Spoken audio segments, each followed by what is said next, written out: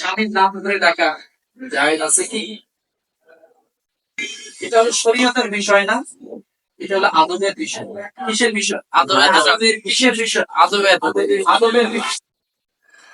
না ডাকা নাই উত্তম, যেহেতু রাসূল সাল্লাল্লাহু আলাইহি ওয়াসাল্লামের যে স্ত্রীগণ ছিলেন আমাদের আম্মা জানেরা, ওনারা রাসূল সাল্লাল্লাহু আলাইহি ওয়াসাল্লাম নাম ধরে ডাকেন, ওনারা ডাকেন ইয়া রাসূলুল্লাহ। এই জন্য স্বামীর কোন একটা উপাধি নাম দেওয়া, এটা আদব। এটা কি আদব? নাম ধরে না ডাকা। যদি সে কষ্ট পায় তাহলে আসলে এটা কষ্ট করবো, সে যেন কোনো কষ্ট না পায় এই জন্য। সে যদি অপছন্দ করে তাহলে না ডাকে। শরীয়ত এটাকে বাধ্যবাধকতা করে, কিন্তু এটা নির্ভর করেছে স্বামীর মেজাজের উপরে, তার ভালো লাগা না লাগার উপরে, তার পছন্দ অপছন্দের উপরে। তবে না ডাকাটা হলো আদব। এটা কি আদব? না ডাকাটাই হলো 10 নম্বর প্রশ্ন। জিন ও শয়তানের উপদ্রব থেকে বাঁচার কি কোনো আমল আছে? জি আছে।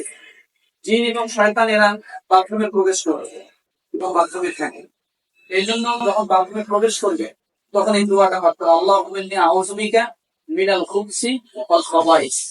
সহিহ বুখারী হাদিস নাম্বার 142।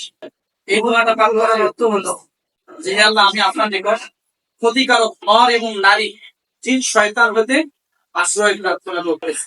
জিন নারী, নর এবং নারী, এই দুইটা থেকে আশ্রয় প্রার্থনা করতেছি। এই জন্য এই দোয়াটা বাথরুমে ঢোকার পূর্বে এই দোয়াটা শিক্ষা দেওয়া হয়েছে। এবং জিন এবং শয়তান উপদ্রব থেকে বাঁচার জন্য আল্লাহ তাআলা সূরা ফালাক এবং সূরা নাস, সূরা ইখলাস, এই তিনটা সূরা দান করেছে। এগুলা সকাল এবং সন্ধ্যা তিনবার করে যদি কেউ পাঠ করে তাহলে জিনের কোনো আসর, শয়তানের কোনো আসর তার গায়ে লাগবে না। তার পাশাপাশি আয়াতুল কুরসি, তার পাশাপাশি কি আয়াতুল কুরসি আর আউযু বিল্লাহি মিনাশ শাইতানির রাজিম, এটা সবসময় পাঠ করার উদ্দেশ্য হলো শয়তানের ওয়াসওয়াসা থেকে নিজেকে কি করা, হেফাজত করা। 11 নম্বর প্রশ্ন, হুজুর যেসব মানুষ গালিগালাজ করে বিভিন্ন পশুর নাম নিয়ে গালি দেন তাদের বিষয়ে ইসলাম কি বলে? গালি দেওয়া এটা ফাসিকি কাজ। কি বলেন? ফাসিকি কাজ। এটা ফাসিকের সাথে অন্তর্ভুক্ত করেছেন। মুসলিম শরীফ হাদিস নাম্বার 6485। আবু হুরায়রা রাদিয়াল্লাহু থেকে বর্ণিত, নবী সাল্লাল্লাহু আলাইহি ওয়াসাল্লাম বলেন, দুই ব্যক্তি যখন গালমন্দ লিপ্ত হয় তখন তাদের উভয়ের গুনাহ তার উপরে বর্তাবে। যে প্রথমে শুরু করে, যে প্রথমে কি করে শুরু করে, যতক্ষণ না অত্যাচারিত সীমা লঙ্ঘন করে। গালি দেওয়া ফাসিকি কাকে? এটা বুখারী শরীফ হাদিস নাম্বার 46। কত? 46।